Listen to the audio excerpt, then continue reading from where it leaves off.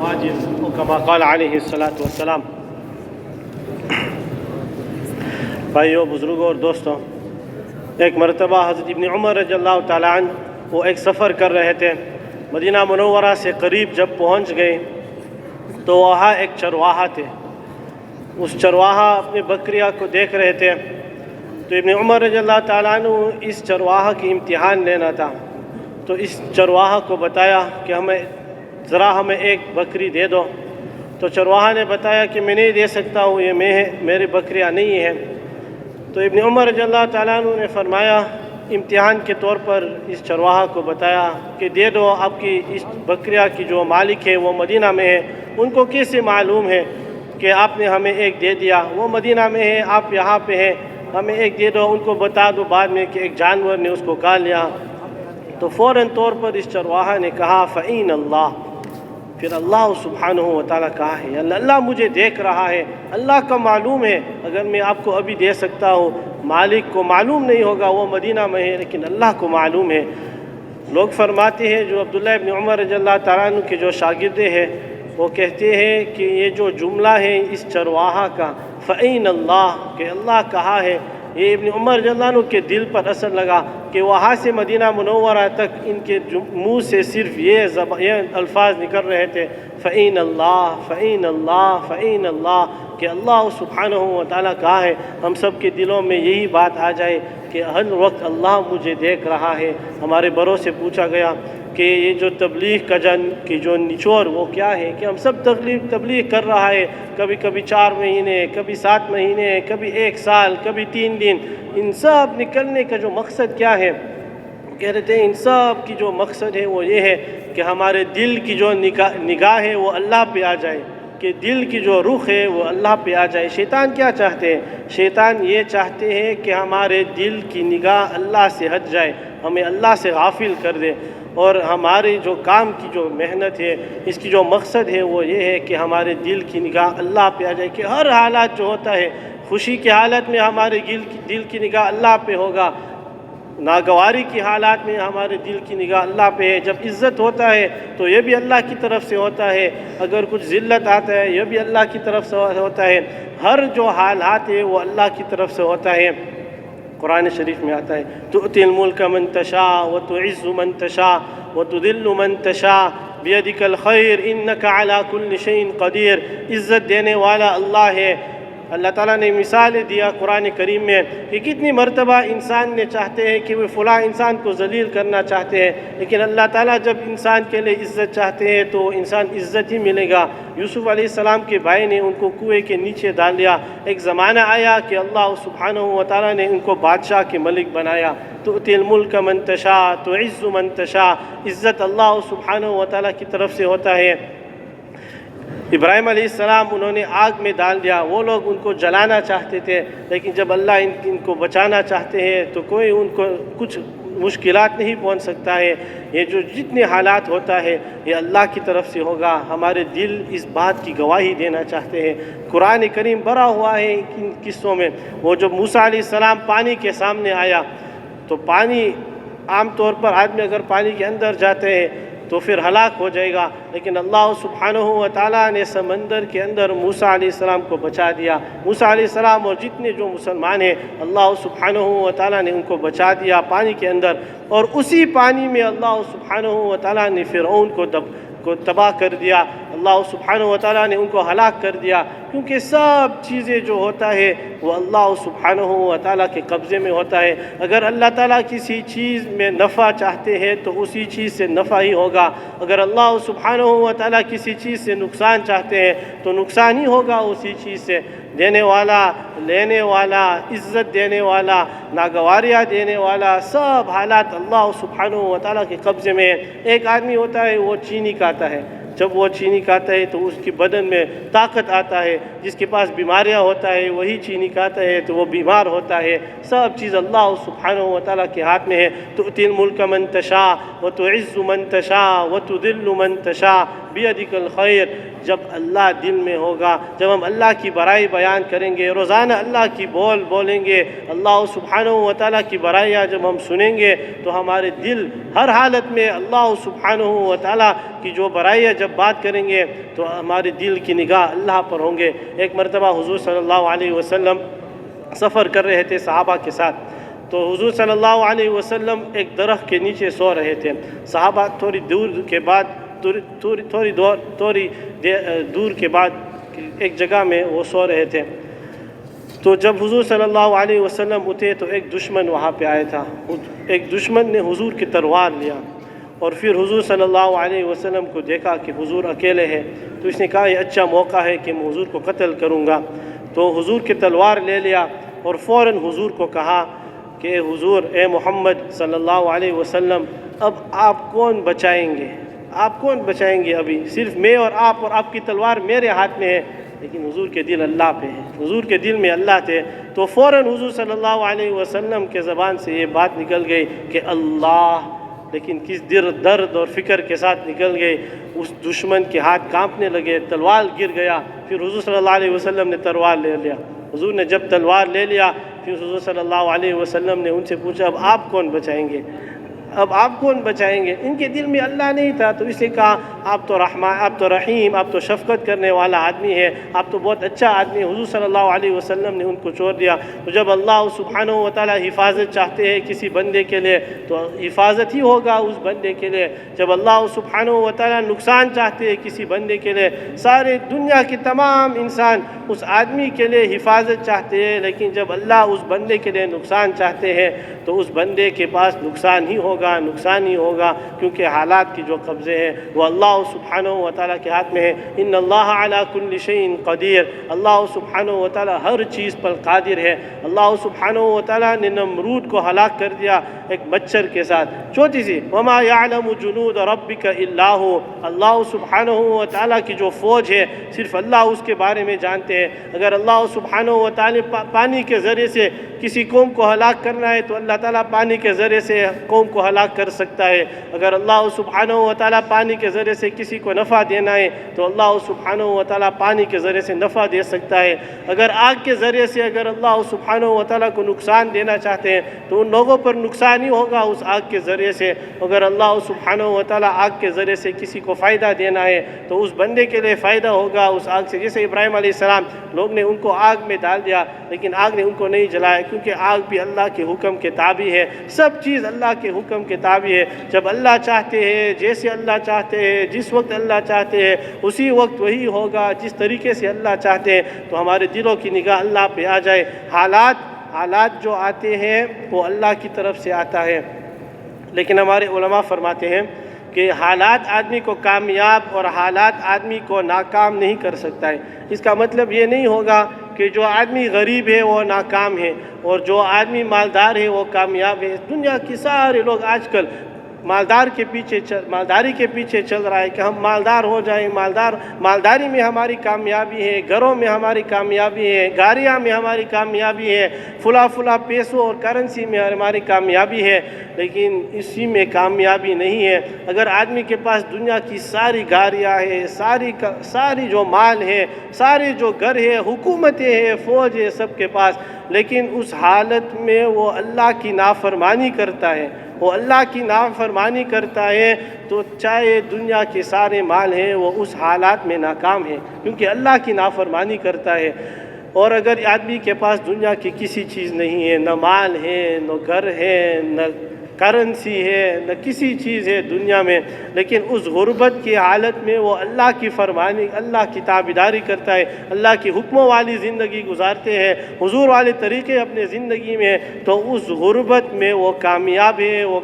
ہے، کیونکہ کامیابی اور ناکامی یہ حالات میں نہیں ہوتا ہے، یہ اللہ کے حکم میں ہوتا ہے۔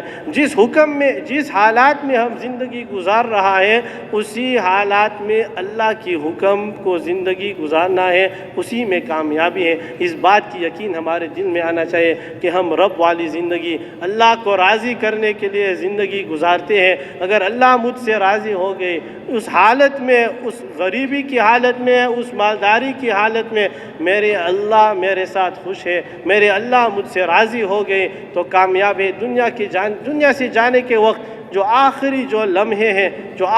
لمحے دنیا میں، جس وقت ہم دنیا سے جائیں گے اس وقت اگر ساری دنیا ہم سے خوش ہے لیکن اللہ ہم سے خوش نہیں ہے تو یہ آدمی ناکام ہے۔ لیکن جانے کے وقت چاہے ساری دنیا ہم سے ناراض ہے لیکن ہم نے اللہ کو خوش کر دیا، دل میں اللہ کی برائی آ گئی، دل میں اللہ کی جو پہچان ہے وہ آ گئی، یہ تو اصل علم ہے۔ دنیا کی سارے علم آدمی کو مل گیا، فلاں ڈگری کا علم ہے، فلاں ملک کا علم ہے، فلاں پریزیڈنٹ کا علم ہے، فلاں علم کا علم، فلاں لوگوں کا علم ہے، ساری چیزیں کے علم ہوگا، لیکن اگر اللہ کو نہیں پہچاننا، اللہ نے ہمیں اس دنیا میں اس مقصد کے لیے بھیجا، وما خلقت الجن والانس الا لیعبدون، کہ اے انسان اور جنات میں نے آپ کو اس لیے بھیج دیا تاکہ آپ میری عبادت کرو۔ وما خلقت الجن والانس الا لیعبدون، اس پر علماء فرماتے ہیں الا لیعرفون، اے لیعرفون یعنی مجھے پہچاننے کے لیے میں نے آپ کو دنیا میں بھیجا کہ جب آپ صبح اٹھیں گے تو چاند کو دیکھیں، صبح اٹھیں گے تو سورج کو دیکھیں گے تو اس کے ذریعے سے اللہ کو پہچانو کہ اس سورج کے ذریعے سے ہم اللہ کو پہچانیں گے، چاند کو دیکھیں گے تو اللہ کو۔ ایک مرتبہ بہت سالوں پہلے یہ لوگ کہتے تھے کہ وہ چاند تک پہنچ گئے، یہ خبر مل گئی اور پورے دنیا میں یہ بات عام ہو گئی کہ فلاں انسان کہ فلاں ملک یہ لوگ تو چاند تک پہنچ گئے، تو لوگ بہت خوش ہو گئے کہ یہ لوگ یہ خبر ہمارے بڑوں کے پاس پہنچ گئے کہ انسان چاند تک پہنچ گئے، کتنی ان کی جو ٹیکنالوجی ہے، ان کی جو سب آلات کے ذریعے سے یہ انسان چاند تک پہنچ گئے۔ تو ہمارے بڑوں مولانا یوسف رحمۃ اللہ علیہ فرماتے تھے کہ اس میں کوئی کمال کی بات نہیں ہے کہ انسان چاند تک پہنچ گئے، انہوں نے رب چاند کو پہچان لیا تو یہ کمال کی بات ہے کہ انہوں نے چاند کی جو رب ہے یعنی جو اللہ ہے، اگر انہوں نے یہاں زمین میں بیٹھ کر اللہ کو پہچان لیا تو یہ ہے مقصد ہے کہ ہم نے اللہ کو پہچان لیا، کہ رب چاند کو پہچان لیا، یہ کام کی بات ہے۔ تو ہمارے اللہ ہم سے راضی ہوں گے، اس دعوت کو دینا ہے، روزانہ ہمیں اللہ کی طرف سے دعوت دینا ہے۔ اللہ سبحانہ و تعالیٰ قرآن کریم میں انبیاء علیہ الصلوۃ والسلام کی بہت سی صفات تھے۔ انبیاء علیہ الصلوۃ والسلام تو تقوی لوگ تھے، انبیاء علیہ الصلوۃ والسلام کے پاس عبادت تو اعلیٰ درجہ کی عبادت ہے، لیکن جب اللہ سبحانہ و تعالیٰ قرآن کریم میں انبیاء علیہ الصلوۃ والسلام کی تذکرے کرتے تھے تو اللہ سبحانہ و تعالیٰ انبیاء علیہ الصلوۃ والسلام کی دعوتوں کی جو زندگی ہے اس کو بیان کرتے ہیں کہ نوح علیہ السلام جب اپنے قوم میں گیا تھا، کذبت قوم نوح المرسلین اذ قال لهم اخوهم نوح الا تتقون انی لکم رسول امین فاتقوا اللہ واطیعون۔ نوح علیہ السلام کی دعوت اللہ سبحانہ و تعالیٰ نے قرآن کریم میں بیان فرمایا، کذبت عاد المرسلین اذ قال لهم اخوهم ہود الا تتقون انی لکم رسول امین فاتقوا اللہ واطیعون، کہ شعیب علیہ السلام، لوط علیہ السلام، ہود علیہ السلام، نوح علیہ السلام، جتنے انبیاء علیہ الصلوۃ والسلام دنیا میں آیا، موسیٰ علیہ السلام، جتنے انبیاء دنیا میں آیا، اللہ سبحانہ و تعالیٰ نے اس نبی کی جو دعوت والی زندگی اس کو بیان فرمایا۔ علماء فرماتے ہیں کہ دعوت سب سے جو طاقتور چیز ہے، سب سے جو طاقتور چیز ہے، صحابہ اکرام مکہ مکرمہ میں جو زندگی گزارتے تھے وہ اس بنا پر، اور جس چیز نے ان کو طاقت دیا وہ دعوت، اللہ کی طرف سے جو دعوت ہے تاکہ اللہ کی برائی دل میں ہے۔ بلال رضی اللہ تعالیٰ عنہ عزت کے بارے میں علماء فرماتے ہیں کتنی اچھی بات ہے کہ بلال رضی اللہ تعالیٰ عنہ کفار مکہ نے ان کو زمین پہ کھینچا اور زمین پہ رکھا اور ان پر پتھر رکھا ہے، وہ لوگ ان کو ذلیل کرنا چاہتے تھے، یہ تو انسان ہے وہ ایسا چاہتے تھے، لیکن بلال رضی اللہ عنہ کے دل میں اللہ تھے، صرف احد نکلتے تھے، گویا وہ یہ کہتے تھے کہ آپ لوگ جو کچھ کرنا چاہتے تھے کر لو، میرے اللہ میرے ساتھ ہے، میرے اللہ ایک ہے، یہ حالات اللہ کی طرف سے ہے۔ ایک زمانہ آیا بلال رضی اللہ تعالیٰ عنہ کی زندگی میں حالات بہت آتے تھے، ان پر بہت سخت اور ناگوار حالات آتے تھے۔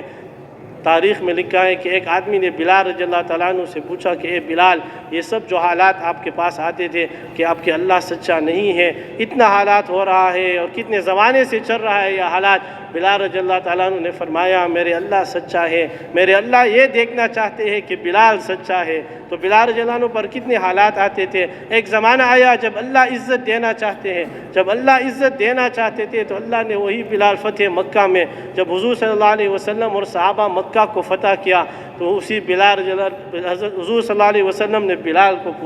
کو بلایا اور کہا اے بلال آ جاؤ، کعبہ کے اوپر رکھ دیا اور کب اب اذان دے دو کہ اس زمانہ یاد آیا کہ مکہ مکرمہ کے سارے لوگ بلال رضی اللہ عنہ کو نیچے دیکھتے تھے، وہ زمین پہ سب حالات آتے تھے ان پر، اب وہ زمانہ آیا اللہ نے ان کو عزت دیا۔ عزت اللہ کے ہاتھ میں ہے، ذلت اللہ تعالیٰ کے ہاتھ میں ہے، اللہ تعالیٰ جس کو نفع دینا چاہتا ہے اللہ ہی دے گا۔ بلال رضی اللہ تعالیٰ عنہ ایک مرتبہ بہت روتے تھے۔ لوگوں نے بلال رضی اللہ تعالیٰ عنہ سے پوچھا کہ اے بلال آپ اتنا کیوں روتے ہیں؟ بلال رضی اللہ تعالیٰ عنہ نے فرمایا کہ جب ہدایت کی جو فیصلے ہیں وہ اللہ کے ہاتھ میں ہے، ہدایت کی جو فیصلے ہیں وہ اللہ کے ہاتھ میں ہے۔ اگر ہدایت حضور کے ہاتھ میں تھے تو حضور پہلے مکے والوں کو ہدایت دیتے ہیں، پھر اس کے بعد حضور صلی اللہ علیہ وسلم اپنے چاچا کو ہدایت دیتے ہیں، پھر اپنے خاندان والوں کو ہدایت دیتے ہیں، پھر بلال کا موقع کب ہوگا؟ لیکن جب ہدایت اللہ کے ہاتھ میں ہے اور ہدایت کے فیصلے اللہ کے ہاتھ میں ہے تو وہ جو بلال جو حبشہ سے آیا اللہ نے ان کو ہدایت دیا، اور ابو طالب اور ابو جہل اور ابو لہب جو مکہ کے رہنے والے ہیں ان کو ہدایت نہیں ملا۔ ہم سب کو کتنے شکر ادا کرنا ہے کہ ہم کہاں مدینہ کہاں مکہ سے دور رہتے ہیں، لیکن اللہ تعالیٰ نے ہمارے لیے ہدایت کے فیصلے رکھا ہے، یہ سب اللہ کی طرف سے ہے، ہمیں اللہ کی شکر ادا کرنا ہے، اللہ کی برائیاں۔ اللہ سبحانہ و تعالیٰ تو رحمان ہے، اللہ سبحانہ و تعالیٰ تو رحیم ہے۔ ایک مرتبہ عیسیٰ علیہ السلام ایک قبر سے گزر رہے تھے،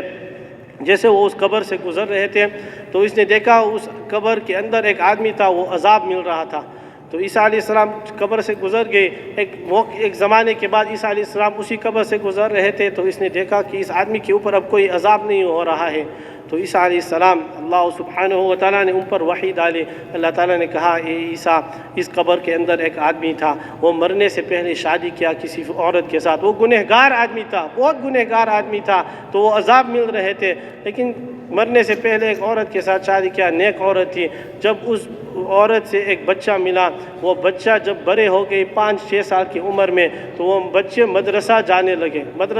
لگے تو وہ مدرسہ پہنچ گئے۔ استاد نے پہلے دن بچے کو بسم اللہ الرحمن الرحیم سکھایا، بسم اللہ الرحمن الرحیم، اللہ تعالیٰ تو رحمان ہے، اللہ تو رحیم ہے۔ اللہ سبحانہ و تعالیٰ نے باپ کے عذاب کو بند کر دیا۔ اللہ سبحانہ و تعالیٰ نے فرمایا اے عیسیٰ جب بیٹے کہتے ہیں کہ میں رحمان اور رحیم ہے تو میں باپ کو کیسے عذاب دے سکتا ہوں؟ اللہ تعالیٰ تو رحمان ہے، اللہ تو رحیم ہے، اللہ تعالیٰ کی رحمت اور اللہ تعالیٰ کی جو شفقت ہے وہ اس لیے قرآن کریم میں سورہ فاتحہ جو ہم ہر نماز میں پڑھتے ہر رکعت میں الحمدللہ رب العالمین الرحمن الرحیم۔ ایک مرتبہ موسیٰ علیہ السلام نے اللہ سبحانہ و تعالیٰ سے پوچھا کہ اللہ میرے امت میں سب سے گنہگار بندہ کون ہے؟ اللہ سبحانہ و تعالیٰ نے موسیٰ علیہ السلام کو فرمایا کہ آپ صبح جب آپ نکلیں گے گھر سے تو جس آدمی پر آپ کی نظر پڑ جائیں گے وہ آپ کی امت کی سب سے گنہگار آدمی ہے۔ موسیٰ علیہ السلام گھر سے نکل گئے اور ان کے جو نگاہ ہے وہ ایک آدمی پر پہنچ گئے اور اس آدمی کے کندھے کے اوپر ایک بچہ تھا، وہ چل رہا تھا۔ موسیٰ علیہ السلام کو سمجھ گیا کہ میری امت کے سب سے جو گنہگار بندہ یہی ہے، چلے گئے۔ دوسرے رات موسیٰ علیہ السلام نے اللہ سبحانہ و تعالیٰ سے پوچھا کہ اللہ میرے امت کے سب سے اچھا آدمی کون ہے؟ اللہ تعالیٰ نے کہا اے موسیٰ جب آپ گھر سے نکلیں گے جس آدمی پر آپ کی نظر پڑ جائیں گے سب سے پہلے جو آدمی ہے تو وہ آپ کی امت کے سب سے اچھے آدمی ہے۔ موسیٰ علیہ السلام دوسرے دن صبح جب گھر سے نکل گئے تو ان کے نگاہ ایک آدمی پر پڑ گئے تو یہ دیکھا وہی آدمی ہے جو کل میں نے دیکھا۔ تو موسیٰ علیہ السلام حیران ہو گئے، بات کیا اللہ سبحانہ و تعالیٰ کے ساتھ کہ اللہ سب سے گنہگار آدمی تو یہی تھا لیکن سب سے اچھے آدمی دوسرے دن یہی آدمی کیسے ہو سکتا ہے؟ اللہ سبحانہ و تعالیٰ نے موسیٰ علیہ السلام کو بتایا کہ اے موسیٰ یہ آدمی کل جنگل میں گیا تھا اپنے بچے کے ساتھ، جب جنگل پہنچ گئے تو جیسے بچے باپ کو سوالات کرتے ہیں تو اس نے باپ سے پوچھا، بچہ نے باپ سے سوال کیا کہ اے باپ اس جنگل سے بڑا کوئی چیز ہو سکتا ہے؟ تو باپ نے کہا اے میرے بیٹے یہ جو پہاڑے ہیں وہ اس جنگل سے زیادہ بڑا ہے۔ کہا ٹھیک ہے۔ بچہ نے پھر سوال کیا کہ پہاڑ سے بڑا کوئی چیز ہے؟ اس نے کہا ہاں جو آسمان ہے وہ پہاڑوں سے زیادہ بڑا ہے۔ پھر بچے نے پوچھا اے میرے باپ آسمان سے زیادہ کوئی چیز بڑی ہے؟ تو باپ نے کہا آپ کی باپ کی گناہیں ہیں، آپ کے باپ کے پاس جتنے گناہیں ہیں، آپ کے باپ تو گنہگار آدمی ہے تو آپ کی باپ کی گناہیں ہیں وہ آسمان سے زیادہ بڑی ہے اور زیادہ ہوتا ہے۔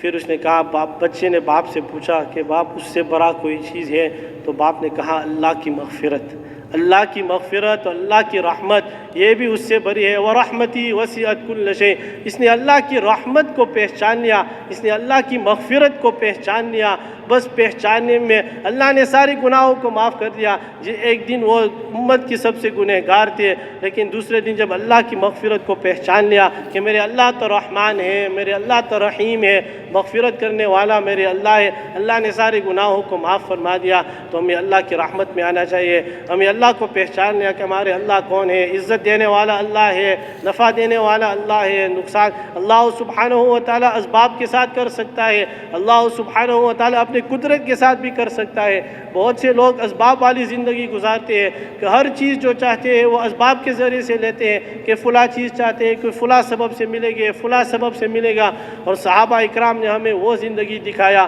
حضور صلی اللہ علیہ وسلم نے ہمیں وہ زندگی دکھایا کہ اعمال کے ذریعے سے اللہ کی قدرت سے لیتے ہیں۔ حضرت ابو ہریرہ رضی اللہ تعالیٰ عنہ کی روایت ہے، حیات الصحابہ میں تیسری والیوم، حضرت ابو ہریرہ رضی اللہ تعالیٰ عنہ، حضرت جابر رضی اللہ تعالیٰ عنہ فرماتے ہیں کہ ہم نے حضور کے ایک صحابی حضرت علاء ابن حضرمی رضی اللہ تعالیٰ عنہ، حضور کے ایک صحابی تھے، انہوں نے کہا ہم حضرت علاء ابن حضرمی رضی اللہ تعالیٰ عنہ کے ساتھ سفر کر رہے تھے۔ جیسے ہم ایک جگہ پہنچ گئے تو سمندر ہمارے سامنے تھے، دشمن سمندر کے اس طرف تھے، ہم دیکھ رہے تھے کہ دشمن اس طرف ہے، انہوں نے سب کشتیاں کو لے لیا، اب کیا کرنا ہے؟ تو اسباب کی جو زندگی، جو اسباب والی زندگی گزارتے ہیں تو ان کے دل اسباب پہ چلے جائیں گے۔ مولانا یوسف رحمۃ اللہ علیہ ایک مرتبہ مرکز میں تھے، تو اس وقت ہندوستان کی جو حکومت ہے وہ ایک آدمی کو بھیج دیا، انہوں نے کہا تھا کہ اگر ہم فوج کو بھیجیں گے جو آپ کے خلاف اور آپ کو تباہ کریں گے اور آپ کو برباد کریں گے، تو مولانا یوسف رحمۃ اللہ علیہ نے فرمایا اس وقت کہ کبھی کبھی فقیروں کی مدد، کبھی کبھی اللہ کی مدد فقیروں کے ساتھ ہوتا ہے۔ فوراً ان کی نگاہ اللہ پہ ہو گیا کہ آپ لوگ ملک کی حکومت اور فوجوں کو ہمارے پاس بھیج دو، ہم کسی سے نہیں ڈرتے ہیں، اللہ ہمارے ساتھ ہے۔ تو صحابہ فرماتے حضرت علاء ابن حضرمی رضی اللہ تعالیٰ عنہ سمندر کے سامنے آ گئے، اب کیا کرنا چاہتے؟ انہوں نے ساری کشتیاں کو لے گیا، انہوں نے ان کی نگاہ اللہ پہ تھے، فوراً کچھ کلمات پڑھ لیا، بسم اللہ الرحمن الرحیم، یا علیم، فلاں کلمات پڑھ لیا، اللہ سبحانہ و تعالیٰ سے دعا کیا، پھر صحابہ کو بتایا کہ چلو میرے ساتھ، وہ سمندر کو پار دیا بغیر کشتیاں سے، بغیر کسی چیز کے، بغیر اسباب سے سمندر کو پار دیا اور دشمن پر حملہ کر دیا۔ دوسرے مرتبہ صحابہ فرماتے ہیں ہم حضرت علاء ابن حضرمی رضی اللہ تعالیٰ عنہ کے ساتھ سفر کر رہے تھے، ایک جگہ پہنچ گئے اور اس میں پانی نہیں تھے، وہ بہت خشک والی زمین تھی، ہمارے جانور سب پیاسے ہو گئے، ہم بھی پیاسے ہو گئے، کیا کرنا چاہتے ہیں؟ ایک تو اسباب والی زندگی ہے، اللہ سے لینے کا ایک زندگی اور ہوتا ہے۔ اس نے کہا علاء ابن حضرمی رضی اللہ تعالیٰ عنہ اپنے مسلح کو بچھا دیا، فوراً اپنے مسلح کو بچھا دیا، مسلح بچھا دیا اور فرمایا 2 رکعت نماز پڑھ لیا۔ جیسے نماز پورا ہو گئی، آسمان میں بادل ہو گئے، بارش گرنے لگے، ہم نے پانی پی لیا اور سارے جو ان کے ساتھ ان کے جو عامی تھے، ان کے جو لشکر ہے، پانی پی لیا۔ اللہ سے لینے والا ایک زندگی ہوتا ہے، ہمارے بڑوں کہتے ہیں جو اللہ کے راستے میں نکلتے ہیں ہر سال 4 مہینے تو اللہ سے براہ راست لینے والا آدمی ہو جائے گا، اللہ سے لینے والا آدمی بن جائے گا۔ ہمیں تو سب پر ایمان، اتنا ایمان ہمارے دلوں میں آئے گا کہ جو بھی حالات آئے گا دنیا میں، نکلنے کی حالات میں، خاندان کی حالت میں، تجارت کی حالت میں، ہم ایسی زندگی گزاریں گے کہ ہم صرف اللہ سے لے لیں گے، اللہ کی قدرت پر ہمارے نگاہ۔ کفار مکہ نے ایک مرتبہ ایک صحابیہ کو پانی نہیں پلایا،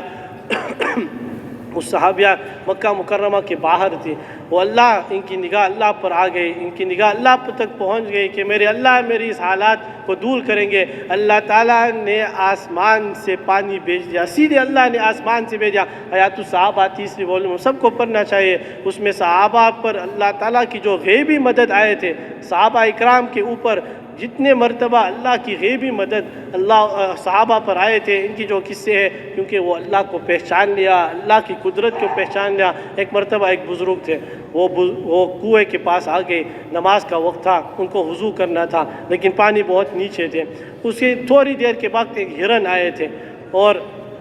وہ ہرن نے پانی کے اندر دیکھ لیا، پھر ہرن کی جو نگاہ وہ آسمان پہ آ گئی، پانی اوپر آ گیا، اس بزرگ کنویں کی طرف بھاگنے لگے۔ جب بزرگ پہنچ گئے تو پانی پھر نیچے واپس آ گئی، تو اس بزرگ نے اللہ سے بات کیا کہ اے اللہ یہ ہرن کے لیے آپ نے تو پانی اوپر کر دیا اور میرے لیے پانی نیچے ہو گئے. تو اللہ سبحانہ و تعالیٰ نے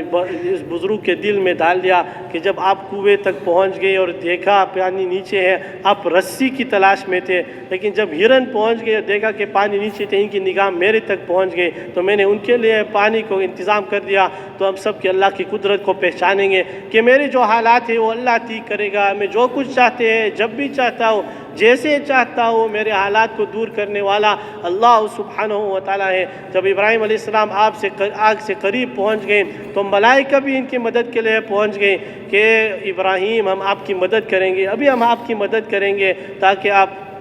آگ تک نہیں پہنچیں گے. تو سیدھے اللہ والوں کے دلوں میں اللہ نکلتے ہیں. حسبنا اللہ و نعم الوکیل. ابراہیم علیہ السلام اللہ کے نبی تھے. حسبنا اللہ و نعم الوکیل. میرے اللہ میرے لیے کافی ہے، میرے اللہ میرے لیے کافی ہے. الیس اللہ بکاف عبدہ. اللہ سبحانہ و تعالیٰ ان لوگوں کے لیے کافی ہوں گے جن لوگوں اپنے یقین اللہ سبحانہ و تعالیٰ پر رکھتے ہیں. یہ بڑی بات ہے. تو ہمیں اس یقین کے لیے اللہ سے دعا مانگنا ہے. حضور صلی اللہ علیہ وسلم نے ہمیں ایک دعا سکھایا، لمبی دعا ہے. اللہم اقسم لنا من خشیتک ما تحول به بیننا وبین معاصیک ومن طاعتک ما تبلغنا به جنتک ومن الیقین ما تهون به علینا مصائب الدنیا. اے اللہ، حضور صلی اللہ علیہ وسلم یہ دعا مانگتے ہیں، ومن الیقین ما تهون به علینا مصائب الدنیا. اے اللہ ہمیں وہ یقین عطا فرمائے جو ہمیں دنیا کی سارے حالات کو دور کریں گے. حالات کو دور کرنے کے لیے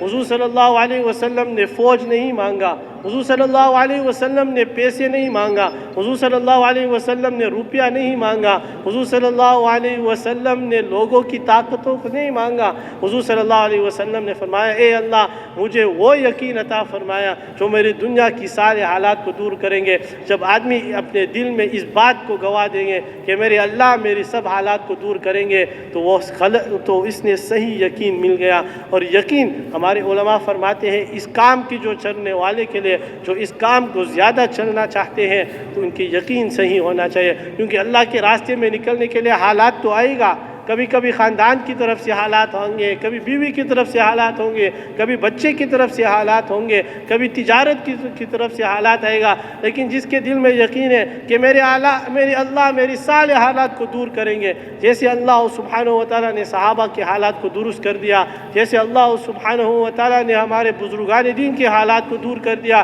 وہی اللہ میرے حالات کو دور کریں گے. بدر کی لڑائی میں حضور صلی اللہ علیہ وسلم نے دعا مانگی. علماء فرماتی ہے کہ دو وقت حضور صلی اللہ علیہ وسلم نے بہت لمبی دعا مانگی. ایک تو عرفات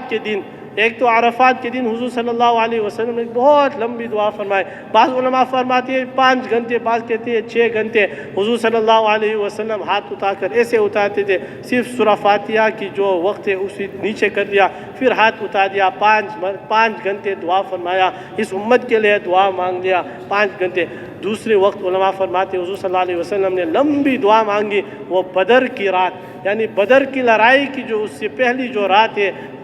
اس وقت حضور صلی اللہ علیہ وسلم نے دعا مانگ لیا. اور کیسے دعائیں مانگی کہ اللہ اگر آپ ان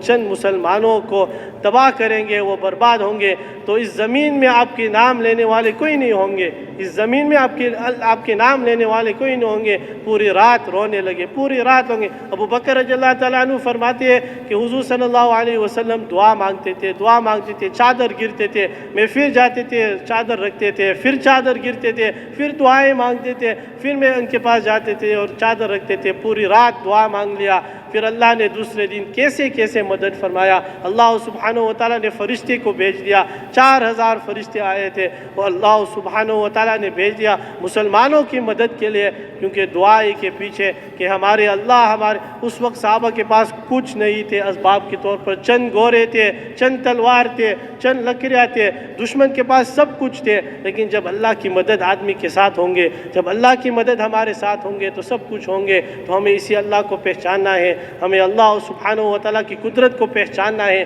کہ کرنے والے ذات اللہ سبحانہ و تعالیٰ ہے، دینے والا ذات اللہ ہے، لینے والے ذات اللہ ہے۔ اللہ سبحانہ و تعالیٰ اپنے قدرت سے آدمی کو بھی اس کام کے لیے قبول کر سکتا ہے، ورنہ اللہ کی قدرت اور اللہ کی جو طاقت، لا حول ولا قوت الا باللہ، جس کو اللہ تعالیٰ طاقت عطا، جس کو اللہ سبحانہ و تعالیٰ قبول کرتے ہیں وہی آدمی قبول ہوں گے۔ حضور صلی اللہ علیہ وسلم کے طریقے سے حضور صلی اللہ علیہ وسلم اس امت کے پاس کہ امت کو بہت شفقتیں ہیں، بہت شفقتیں ہیں۔ حضور صلی اللہ علیہ وسلم حضور والے طریقے ہماری زندگی میں ہونا چاہیے۔ غیروں کی طریقے میں کچھ کامیابی نہیں ہے، غیروں کی کپڑے میں کچھ کامیابی نہیں ہے، غیروں کی جگہ میں کچھ کامیابی نہیں ہے، غیروں کی پیسے میں کچھ کامیابی نہیں ہے، حضور والی طریقے میں کامیابی ہے۔ جس دن میں وہ کپڑے پہنوں گا جس کپڑے میرے حضور نے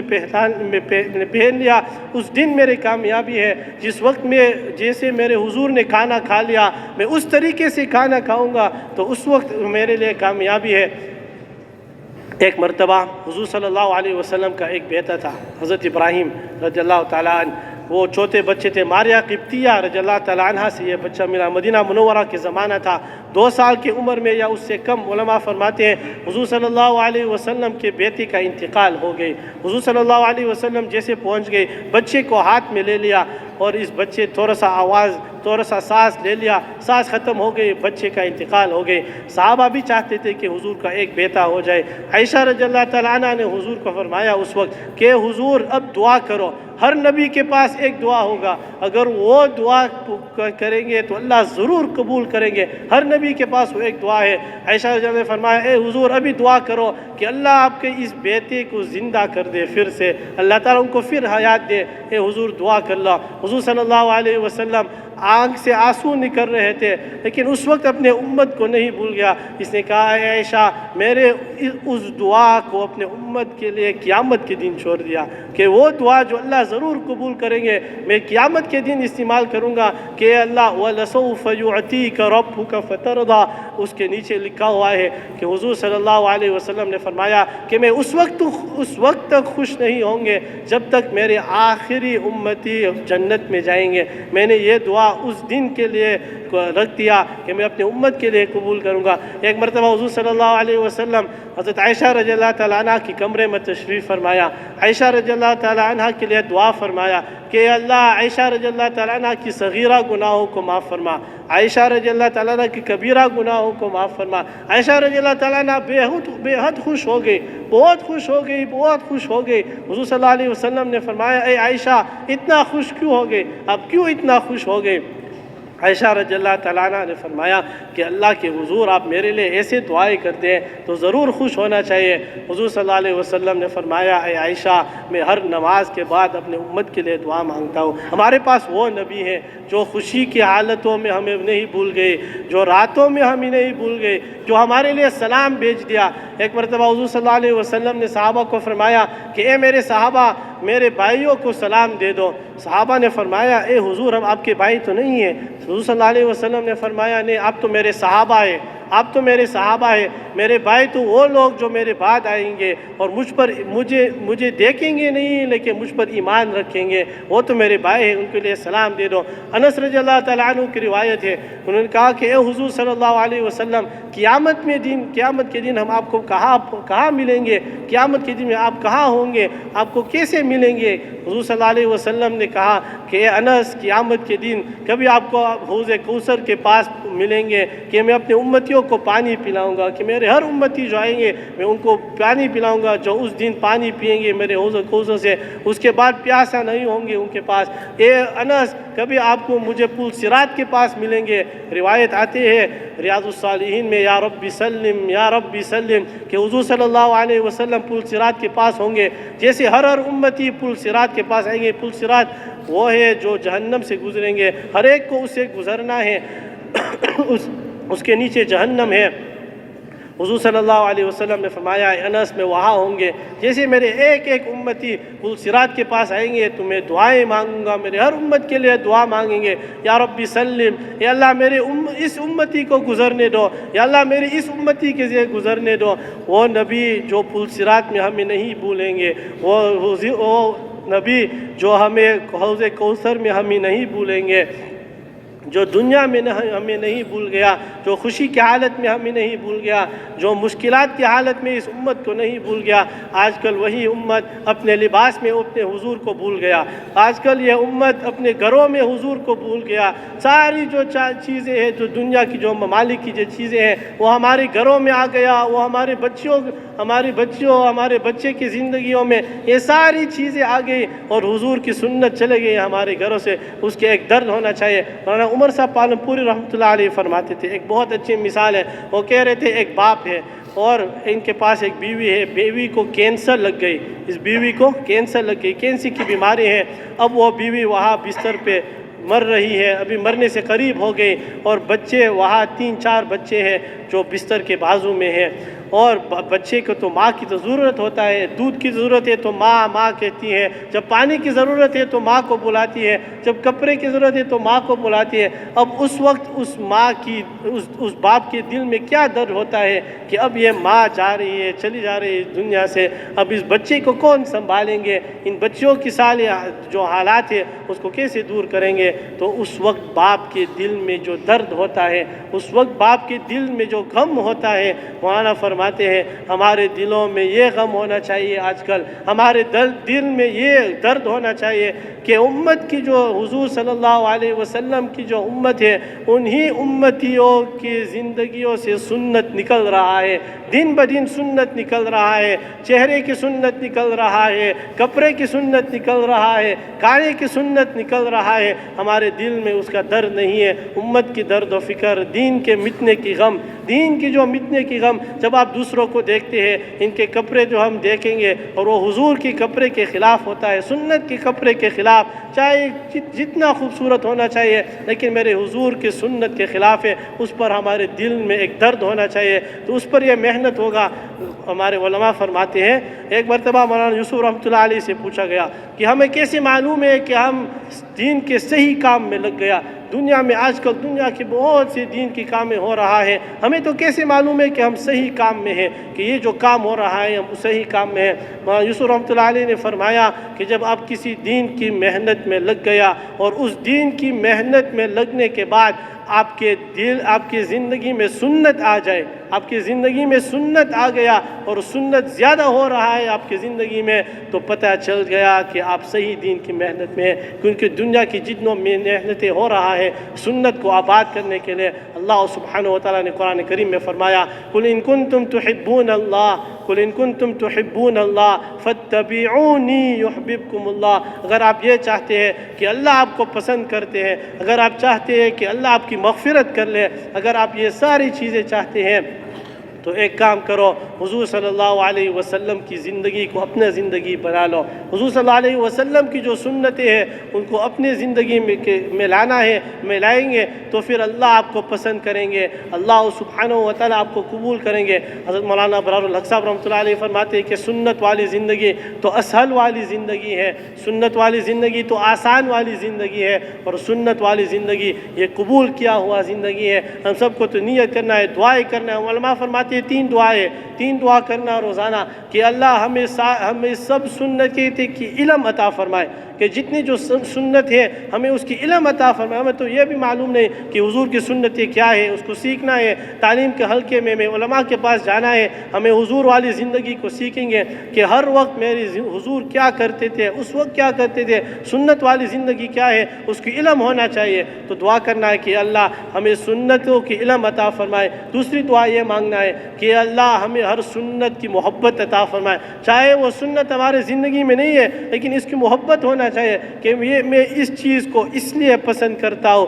کیونکہ یہ میرے حضور کی سنت ہے۔ ایک مرتبہ مولانا اشرف علی تھانوی رحمۃ اللہ علیہ بیمار ہو گئے، حضرت مولانا زکریا رحمۃ اللہ علیہ نے ان کی طرف ایک خط لکھا ہے اور اس نے ایک دوائی بھیج دیا کہ اے میرے برو آپ یہ دوا لے لو، کیونکہ جب حضور بیمار ہوتے تھے تو حضور یہ دوا لیتے تھے۔ تو مولانا اشرف علی تھانوی رحمۃ اللہ علیہ علماء کے اندر حضور کے محبت بہت ہوتے تھے، حضور کی جو سنتیں ہیں وہ بہت پیارے ہوتے تھے۔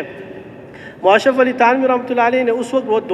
وہ دوا نہیں لیا اور واپس حضرت شیخ رحمۃ اللہ علیہ کو لکھا تھا کہ میں اس وقت یہ دوا اس لیے نہیں لے لوں گا کیونکہ کبھی کبھی بیمار کی آدمی میں اس کی ذائقہ ہوتا ہے وہ کبھی خراب ہوتا ہے، تو جو اچھی چیزیں ہیں وہ اچھا نہیں لگتا ہے کیونکہ بیمار ہوتا ہے۔ اور میں یہ نہیں چاہتا ہوں کہ جس چیز نے میں حضور نے پسند کیا میں اس کو ناگوار لگوں گا، اس لیے میں نہیں لے لوں گا، میں اس چیز کو نہیں کھاؤں گا اس وقت، کیونکہ شاید میں اس کی جو ذائقہ ہے وہ اچھا نہیں لگے گا۔ میں نے حضور نے اس کو پسند کیا، کیسے ہوگا اگر میں اس کو پسند نہیں کروں گا؟ اس نے نہیں لیا۔ وہاں قاسم نانوتوی رحمۃ اللہ علیہ بہت بڑے عالم تھے، انگریز کا زمانہ تھا، انہوں نے ان کے پیچھے لگ گیا، اعلان ہو گئے حکومت کی طرف سے کہ فلاں آدمی سے لینا ہے، اور اس وقت انگریز کا زمانہ تھا۔ مولانا تو 3 دن ایک جگہ چھپنے لگے، چھپ گئے ایک دن، 3 دن کے بعد وہ نکل گیا۔ لوگوں نے بتایا کہ حکومت کی طرف سے اور یہ ہوگا اور آپ کی طرف سے یہ ہوگا، حکومت کا اعلان ہو گیا کہ آپ کو قتل کریں گے۔ اس نے کہا میرے حضور صرف 3 دن غار میں چھپ گئے، اس کے بعد حضور نکل گئے، میں اس سے زیادہ کیسے کر سکتا ہوں؟ تو حضور کے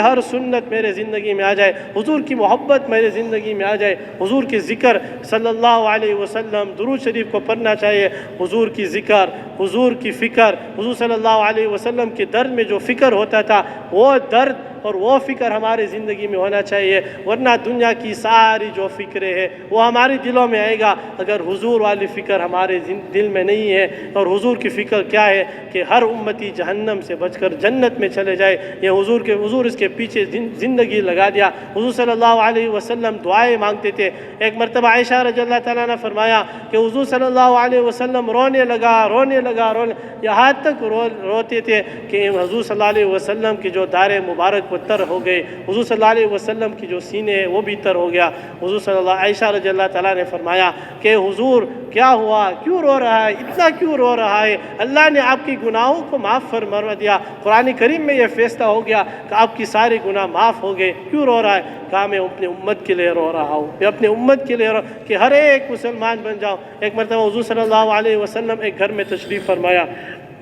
ایک یہودی نوجوان تھے، اور یہ نوجوان حضور صلی اللہ علیہ وسلم کے پاس آتے تھے، کبھی کبھی حضور صلی اللہ علیہ وسلم کی تھوڑا سا خدمت کرتے تھے، حضور کا زیارت کرتے تھے۔ چند دنوں تک حضور صلی اللہ علیہ وسلم نے ان کو نہیں دیکھا۔ حضور صلی اللہ علیہ وسلم نے صحابہ کو فرمایا چلو ہم فلاں نوجوان کے گھر میں چلے جاؤ، چند دنوں سے نہیں دیکھا۔ جب گھر پہنچ گئے تو یہ نوجوان بہت بیمار ہو گئے، غیر مسلمان تھے اور وہ مرنے سے قریب ہو گئے۔ حضور صلی اللہ علیہ وسلم کمرہ کے اندر تشریف فرمایا، حضور صلی اللہ علیہ وسلم نے اس نوجوان کو دیکھا، حضور صلی اللہ علیہ وسلم فوراً ان کو دعوت دیا کہ کلمہ پڑھو، لا الہ الا اللہ پڑھو۔ اس نوجوان نے اپنے باپ کو دیکھا، اپنے باپ کو آنکھوں کے ساتھ اپنے باپ کو دیکھا۔ ان کے باپ نے ان کو بتایا کہ ابو القاسم کی دین کی اتباع کرو، کلمہ پڑھ لیا،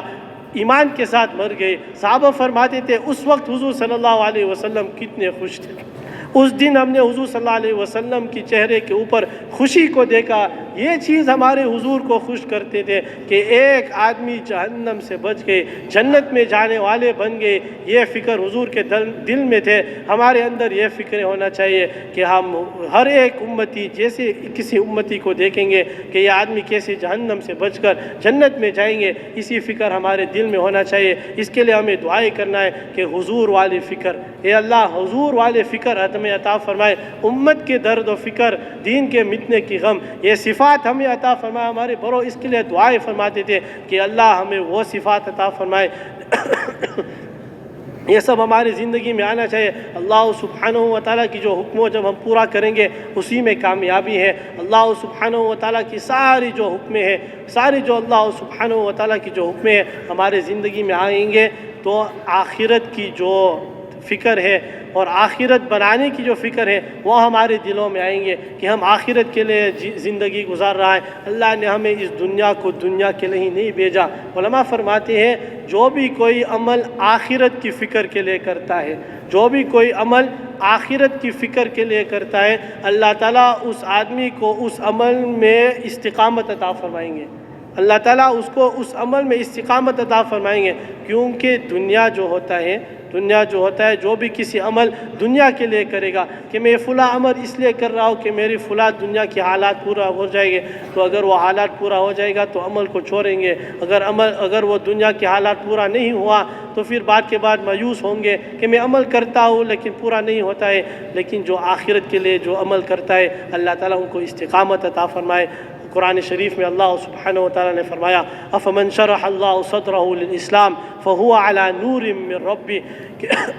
کہ جن جن دلوں میں اللہ سبحانہ و تعالیٰ ہدایت کے نور رکھتے ہیں افمن شرح اللہ صدرہ للاسلام فہو علی نور من ربی اللہ سبحانہ و تعالیٰ بعض لوگوں کے دلوں میں نور رکھتے ہیں اللہ سبحانہ و تعالیٰ ان کے سینوں کو کھولتے ہیں اللہ سبحانہ و تعالیٰ ہدایت کے نور رکھتے ہیں صحابہ اکرام نے حضور سے پوچھا کہ حضور ہمیں تو کیسے پتہ چلا کہ اللہ دل یہ جو ہدایت کی جو نور ہے وہ ہمارے دلوں میں آ گیا حضور صلی اللہ علیہ وسلم نے فرمایا جب آپ یہ دیکھیں گے اپنی زندگی میں کہ جو دنیا کی جو محبت ہے آپ کی دنیا سے جا رہی ہے اور آخرت کی محبت آپ کی زندگی میں آ رہا ہے جب آخرت کی محبت اور آخرت کی رغبت اور آخرت کے لیے جو کام ہو رہا ہے جتنے کام ہو رہے ہیں آخرت کے لیے ہو رہا ہے آخرت کی فکر آپ کے دل میں آ گیا تو سمجھ گئے کہ آپ کے دل کھول گئی یہ نہیں کہ دنیا کی چیزیں آ گئی آخرت کی فکر آ گئی تو ہم صحیح زندگی گزار رہا ہے اس کے لیے ہمیں دعائیں کرنا ہے آخرت کے بارے میں بات کرنا ہے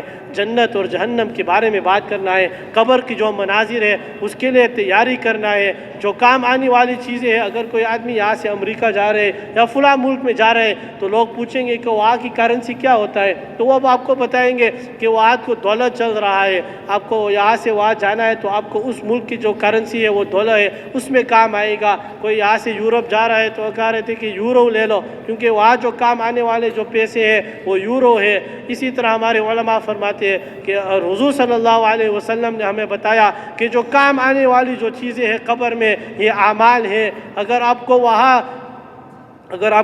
کامیاب ہونا چاہیے تو پھر آپ کو اعمال لینا ہے یہاں سے جتنے اعمال لے لیں گے وہاں آپ کو کام آنے والی چیزیں ہیں تو اعمال ہے دنیا کی ساری چیزیں کو پیچھے چھوڑیں گے مفتی مامور الحسن گنگوئی رحمۃ اللہ علیہ ایک بہت بڑے عالم تھے اس نے کہا تھا وہ ایک دعا مانگتے تھے کہ اللہ ہمیں کسی پر محتاج نہ بنائے اے اللہ ہمیں کسی پر محتاج نہ بنائے ان کے قریب لوگوں نے ان سے پوچھا یہ کیسی دعا ہے اس نے کیا یہ دعا اس کا مطلب یہ ہوگا کہ اللہ مجھے اپنی زندگی میں اتنے اعمال کرنے کی توفیق عطا فرمائے مجھے اپنی زندگی میں اتنی ساری اعمال کرنے کی توفیق عطا فرمائے کہ مرنے سے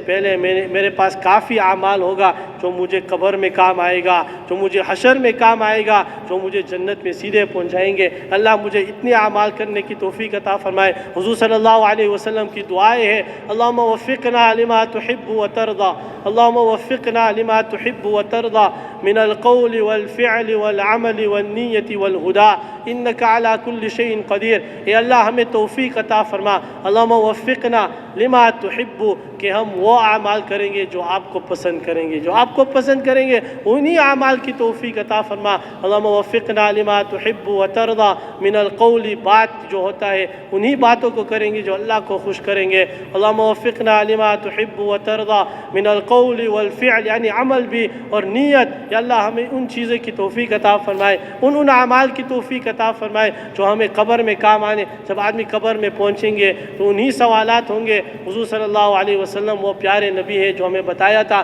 کہ قبر میں کیا کیا سوالات ہوں گے جب کوئی بچہ ہوگا ہے نا وہ امتحان دے رہا تھا اسکول میں جو ایگزام چل رہا ہے تو ان کے ایگزام میں استاد نے سوال کیا استاد کا کیا سوال تھا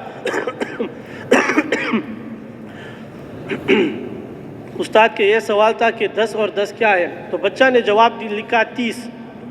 تو استاد نے کہا آپ کو فیل ہو گیا جب رپورٹ کارڈ آ گیا تو بچہ نے دیکھا کہ میں فیل ہو گیا تو ٹیچر سے پوچھ لیا کہ میں کیوں فیل ہو گیا تو ٹیچر نے کہا آپ نے لکھا ہے کہ 10 اور 10 تو 30 ہے حالانکہ 10 اور 10 تو 20 ہونا چاہیے بچہ نے کہا میں بھول گیا اب رپورٹ کارڈ میں 20 لکھنا چاہتا ہوں تو ٹیچر نے فرمایا اب غلط ہے رپورٹ کارڈ پہ آپ 20 لکھیں گے چاہے 20 مرتبہ 20 لکھیں گے کوئی کام آنے والا چیز نہیں ہے آپ کو تو امتحان کا میں 20 لکھنا چاہیے یہاں 20 لکھنے سے کیا فائدہ نہیں ہوگا اسی طرح اللہ نے قرآن شریف میں یہ منظر کھینچا ہے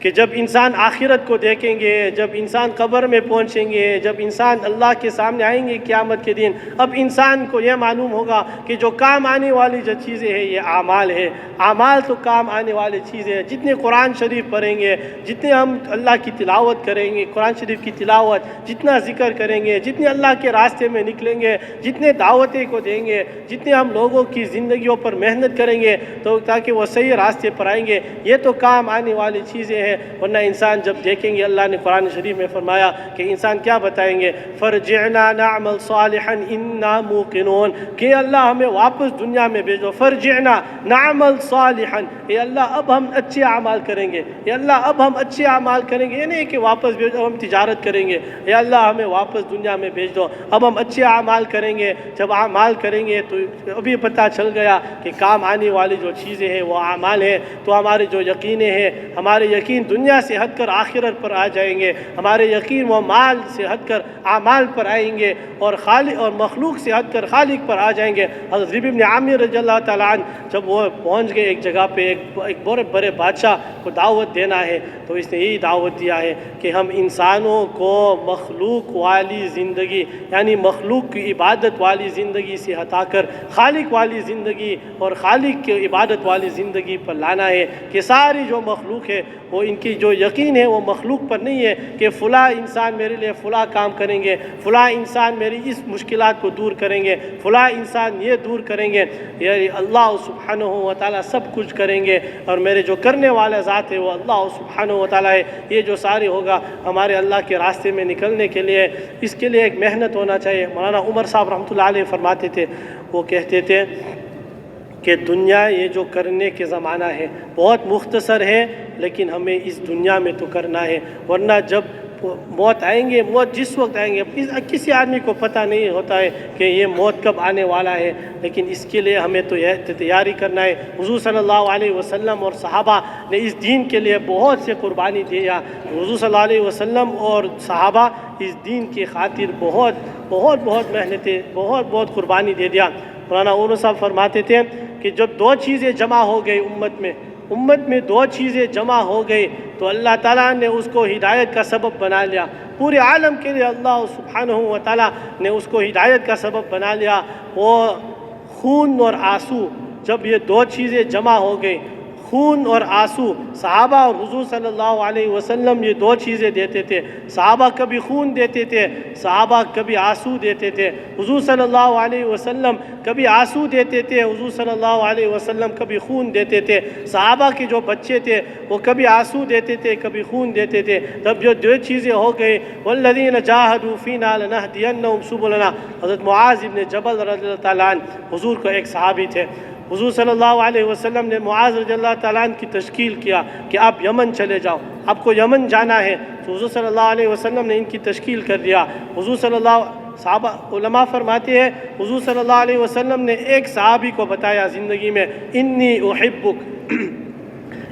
احبک یا معاذ، کہ اے معاذ میں آپ کو پسند کرتا ہوں، اے معاذ میں آپ سے محبت رکھتا ہوں۔ حضرت معاذ رضی اللہ عنہ کو فرمایا، حضور صلی اللہ علیہ وسلم معاذ رضی اللہ عنہ کے ساتھ بہت محبت رکھتے تھے، انی احبک یا معاذ، لیکن اللہ کے دین کے لیے، اللہ کے دین زندہ ہونا چاہیے۔ سب سے محبوب چیز اللہ کے دین ہے۔ اللہ سبحانہ و تعالیٰ حضور کو بھی پسند کرتے تھے۔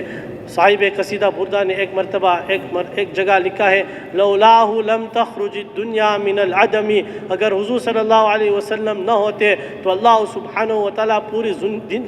دنیا کو نہیں بنایا۔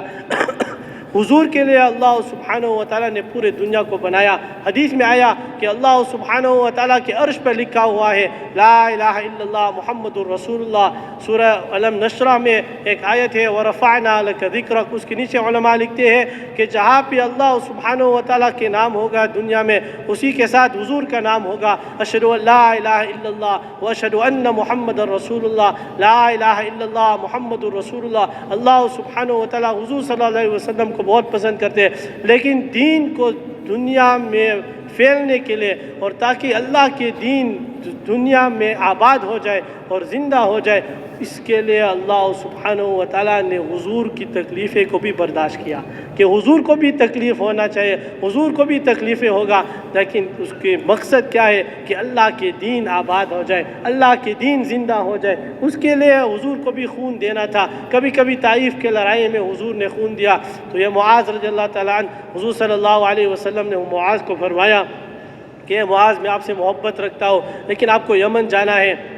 جب آپ واپس آئیں گے تو اے معاذ شاید میں نہیں ہوں گے آپ میری قبر کو پائیں گے۔ حضور معاذ رضی اللہ تعالیٰ عنہ رونے لگا، اور علماء فرماتے ہیں حضور صلی اللہ علیہ وسلم چلتے تھے اور معاذ رضی اللہ عنہ سواری پہ تھے، اور مدینہ منورہ سے جا رہے تھے دونوں باہر، اور حضور صلی اللہ علیہ وسلم معاذ رضی اللہ عنہ کو نہیں دیکھتے تھے۔ حضور صلی اللہ علیہ وسلم نے چہرہ اس طرف کر دیا، کیونکہ حضور کے آنکھ سے بھی آنسو نکل رہے تھے، حضور کے آنکھ سے بھی آنسو نکل رہے تھے، حضور بھی روتے تھے، معاذ رضی اللہ تعالیٰ عنہ بھی روتے تھے، لیکن اللہ کے راستے میں جانا ہے، اللہ سبحانہ و تعالیٰ کے دین کو زندہ کرنے کے لیے، اور تاکہ یہ دین زندہ ہو جائے کبھی کبھی آنسو دینا تھا۔ ایک مرتبہ حضور صلی اللہ علیہ وسلم صحابہ کے ساتھ بیٹھتے تھے مدینہ منورہ میں مسجد نبوی میں، اور حضور صلی اللہ علیہ وسلم نے صحابہ کو اس وقت موتا کی طرف بھیج دیا۔ اس میں 3 صحابہ تھے، حضرت عبداللہ ابن رواحہ، حضرت زید ابن ثابت، حضرت جعفر رضی اللہ تعالیٰ عنہ۔ جعفر رضی اللہ تعالیٰ عنہ حضور کے رشتہ دار تھے۔ جب حضرت جعفر رضی اللہ تعالیٰ عنہ نے حبشہ کی طرف جعفر رضی اللہ تعالیٰ عنہ حبشہ کی طرف ہجرت فرمایا، پھر بہت سالوں کے بعد وہ حبشہ سے مدینہ منورہ واپس تشریف فرمایا۔ جس دن حضور صلی اللہ علیہ وسلم نے جعفر رضی اللہ عنہ سے ملاقات ہوئی، حضور صلی اللہ علیہ وسلم نے جعفر رضی اللہ عنہ کو بوسہ دیا۔ حضور صلی اللہ علیہ وسلم نے فرمایا کہ مجھے معلوم نہیں کہ آج کون سی چیز مجھے زیادہ خوش کرتے، یا تو خیبر فتح ہو گئی یا جعفر رضی اللہ تعالیٰ عنہ سے ملاقات ہوئی۔ حضور صلی اللہ علیہ وسلم بہت خوش تھے، اپنے جو رشتہ دار اس کو بہت پسند کرتے تھے، لیکن جب حضور صلی اللہ علیہ وسلم اس دن مدینہ منورہ میں بیٹھتے تھے تو اللہ سبحانہ و تعالیٰ نے موتا کی جو لڑائی ہے، اس کی جو منظر ہے، اللہ نے کھول دیا، اللہ نے حضور کے لیے کھول دیا۔ تو حضور مدینہ میں بیٹھتے تھے، لیکن وہ صحابہ کو بتا رہے تھے کہ موتا میں کیا چل رہا ہے۔ تو حضور صلی اللہ علیہ وسلم نے بتایا کہ اب زید ابن ثابت رضی اللہ عنہ وہ شہید ہو گئے۔ پھر حضور صلی اللہ علیہ وسلم نے فرمایا اب عبداللہ ابن رواحہ ان کے بھی انتقال ہو گئے۔ پھر حضور صلی اللہ علیہ وسلم نے فرمایا کہ جعفر رضی اللہ عنہ کا بھی انتقال ہو گئے۔ پھر حضور صلی اللہ علیہ وسلم جعفر کے گھر میں تشریف فرمایا۔ جعفر رضی اللہ تعالیٰ عنہ کے 3 بچے، صحابہ کے پاس بھی بچے تھے، صحابہ کے پاس بھی بیویاں ہیں۔ جب صحابہ کی